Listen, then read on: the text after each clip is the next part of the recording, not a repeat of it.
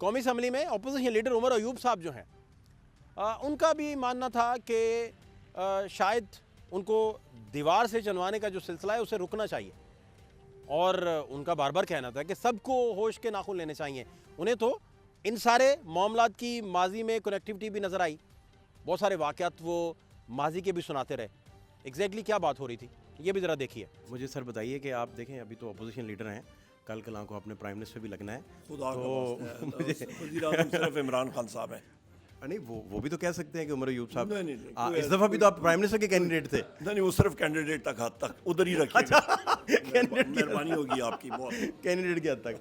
अच्छा सर, मुझे अब जानना भी ये है कि मुज़ाकरात आपको कोई इसमें कोई बेहतरी की रमक नज़र आई है, या कोई कांटे सिलसिला चुनने का सिलसिला आपके गिर्द कम हुआ है, या आपको लगता है कि उसी तरह दीवार से लगाया जा रहा है और आपको अनारकली बनाया जा रहा है? नहीं, सबसे पहली चीज़ ये है जी, कांटे भी बिखरे हुए हैं, मज़ीद तेज़ हो रहे हैं, दीवार के अंदर मतलब वो धकेल के और चुनाई भी कर रहे हैं, पर फिर भी हम लोग मतलब मुज़ाकरात के सिलसिले को इसलिए अहमियत देते हैं क्योंकि चीज़ें आगे मुज़ाकरात के ज़रिए जानी चाहिए, पर उस पर कंडीशन एक है कि दूसरी साइड की तरफ से, वो अंग्रेज़ी में कहते हैं they've got a lot more to lose, कि वो मुज़ाकरात नहीं करेंगे तो नुकसान हुकूमत का ही होगा। हमारा क्या है, हम लोग तो ज़मीन के साथ लगे हुए हैं। अपोजिशन का कभी मुज़ाकरात में जो है वो लूजिंग एंड पे नहीं होता।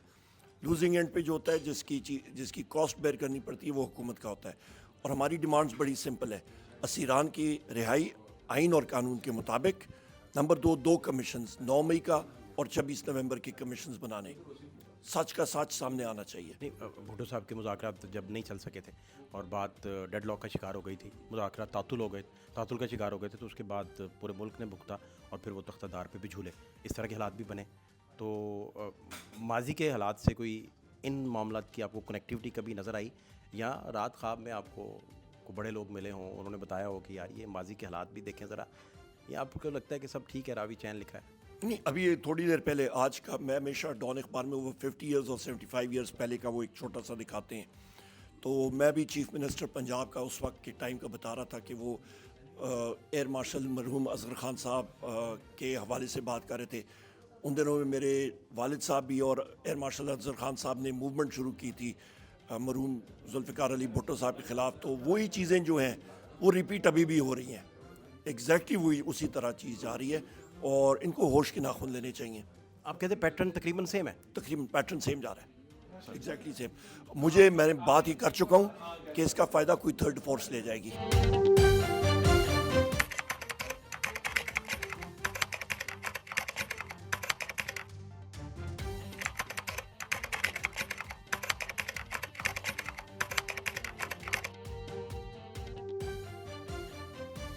क्या चल रहा है इधर? मुज़ाकराती कमेटियाँ बैठी हैं, उधर बिग बॉस से मुलाकातें कर रहे हैं सारे, ये चल क्या रहा है? और मेरे से गौर साहब से मेरी बात हुई, उन्होंने कहा मैं इमरान खान साहब की बात के बगैर और उनके हुक्म के बगैर मैं तो खांसता भी नहीं हूँ।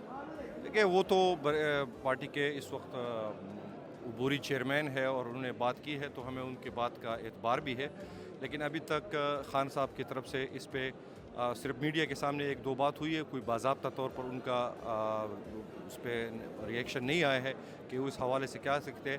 लेकिन पाकिस्तान तहरीक इंसाफ एक जमहूरी पार्टी है और हम जमहूर पे, आइन की बालादस्ती पे, पार्लिमान की बालादस्ती पे यकीन रख रहे हैं, बावजूद इसके कि हम इस हुकूमत को इलिजिटिमेट हुकूमत मानते हैं जो फॉर्म 47 की बुनियाद पे खड़ी है, आवाम की तायद से महरूम हुकूमत है। लेकिन मुज़ाकरात में तो ऐसा कोई नहीं है आपका, वो 8 फरवरी में भी आप खामोश हैं, 26वीं आईनी तरमीम में भी आप खामोश हैं। तो अगर कल खान साहब की ट्वीट देख ले तो उसमें तो खान साहब ने पूरी पार्टी को ये हिदायत की है कि आइंदा आने वाले 8 फरवरी को हम योम सियाह के तौर पर मनाएंगे, पूरे पाकिस्तान में जल्द से जुलूस होंगे, हमारा एक अजीमुशान प्रोग्राम सवाबी में होगा जिसमें तहरीक तहफ़्फ़ुज़ यानी पाकिस्तान की पूरी क़यादत भी शुरू होगी, अजीज़ साहब समेत सारी क़यादत शरीक होगी। हम कल से पूरी पाकिस्तान की दूसरी अपोजिशन की सियासी जमातों से भी मिलने का एक सिलसिला शुरू कर रहे हैं। कल हमारी शाखाना अब्बासी साहब से भी मुलाकात हो रही है, आने वाले दिनों में मौलाना साहब के साथ भी हमारी एक इंगेजमेंट तय है। तो हम इंशाअल्लाह खान साहब की हिदायत के मुताबिक जो उन्होंने कहा है कि जिस वक्त इस वक्त पाकिस्तान को जो एक सरज़मीनी भी आइन बनाया गया है और गैर एलानिया मार्शल लॉ नाफिज है, इसके ख़िलाफ़ सब जमहूरी क़ुव्वतों ने एक साथ मिल के इकट्ठे। आप क्यों नहीं खराज तहसीन पेश करते बैरिस्टर गौर साहब को, अली अमीन गंडापुर साहब को? इतनी सर्विसेज हैं उनकी, इतने बेचारे कहाँ से आपके लिए ठंडे पानी के चश्मे ढूंढ के ला रहे हैं, और आप देखें मान ही नहीं रहे बातों को, और सारी की सारी तहरीक इंसाफ हाथ धो के उनके पीछे पड़ जाती है। क्यों? नहीं, मैंने तो आपको कहा कि पाकिस्तान तहरीक इंसाफ एक जमहूरी पार्टी है। जमहूर के लिए पाकिस्तान तहरीक इंसाफ जो भी करेगी हम उसको अप्रिशिएट भी करेंगे। हम पूरी पार्टी उस चीज़ के पीछे खड़ी होगी और यही इमरान खान साहब का विजन भी है। पॉलिटिकल रीडिंग रखने वाले जितने भी लोग हैं वो माजी के हालात के साथ मुमासलत लाजमी कायम करने की कोशिश करते हैं। वो माजी के हालात से कुछ जायशा खींचने की कोशिश करते हैं। वो सोचते हैं कि जब नवाज शरीफ जेल में थे तो क्या था, जब मरियम बीबी जेल में थी, ख्वाजा साद रफ़ीक, सलमान रफ़ीक साहब, आहद चीमा, फवाद हसन फवाद और बहुत सारे लोग, शहबाज शरीफ समेत, जब ये सारे लोग जेल में थे तो फिर क्या होता था? फिर ज़ुबानबंदी हो जाती थी, तो उसके बाद फिर डेवलपमेंट भी होती थी। यहाँ ज़ुबानबंदी भी नहीं है और डेवलपमेंट पे भी फुल स्टॉप फ़िलहाल लगा हुआ है। और अगर डिफेंस एनालिस्ट को जितने भी लोग कवर करते हैं उनसे पूछें कि क्या हालात हैं, तो वो कहते हैं जी इमरान खान की रिहाई का कोई इम्कान नहीं है। वो ये बात कर देते हैं। तो बेसिकली चल क्या रहा है, हालात हैं क्या? एक बड़ा दिलचस्प फीचर था, उसमें आपने लिखा था कि नवाज शरीफ को गिरफ़्तार कैसे किया जाएगा और फिर फ़लाँ जगह स्टेज सजेगा, वो एक तकरीर करेंगे और फिर अडयाला के अंदर चले जाएंगे और वो चाहते हैं कि लाखों लोगों के मजमे में वो गिरफ़्तारी दें वगैरह वगैरह। तो अगर इमरान खान साहब के अब की सियासत को आपसे पूछने की कोशिश करें, या जो डॉट्स आप सारा दिन कनेक्ट करते हैं, वो जो हमें नहीं बताते, किताब के लिए संभाल रखते हैं, उन डॉट्स में से कुछ अगर आप शेयर कर सकें तो क्या चीज़ें आप बता सकते हैं कि अगला मंजरनामा क्या होने जा रहा है? देखिए, ये बातें तो बड़ी चीज़ें राइटिंग ऑन द वॉल नज़र आती हैं कि ये जो सिचुएशन है, कोई भी सिचुएशन पाकिस्तान की पॉलिटिक्स में परमानेंट नहीं होती, चीज़ें बदलती रहती हैं। आपने और हमने देखा कि जनरल मुशर्रफ किसी ज़माने में कहा करते थे कि वर्दी मेरी खाल है। आपने और मैंने देखा कि जनरल मुशर्रफ का बड़ा मशहूर बयान था और उनके वज़ीर इत्तलात शेख रशीद साहब होते थे, वो कहते थे ऑन माई डेड बॉडी, यानी कि पाकिस्तान की पॉलिटिक्स में नवाज़ शरीफ और बेनज़ीर का किरदार ख़त्म हो गया है, ये कहा करते थे। तो फिर आपने और मैंने देखा कि उन्हीं मुशर्रफ साहब की मौजूदगी में बेनज़ीर भुट्टो वापस आई, उन्हीं की मौजूदगी में नवाज़ शरीफ वापस आए, उन्हीं की मौजूदगी में पीपल्स पार्टी इक़्तिदार में आई, उन्हीं की मौजूदगी में उनकी हयात में नवाज़ शरीफ दोबारा वज़ीर आज़म बने। तो चीज़ें बदलती रहती हैं, वो सारी चीज़ें एक तरह नहीं रहती।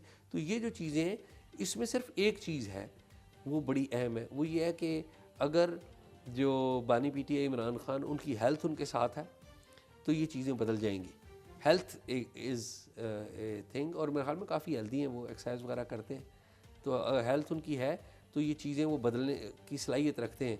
अगर ये चीज़ें नहीं बदलेंगी तो उसकी जो ज़िम्मेदारी है वो ख़ुद खान साहब के रवैये के ऊपर आयद होगी।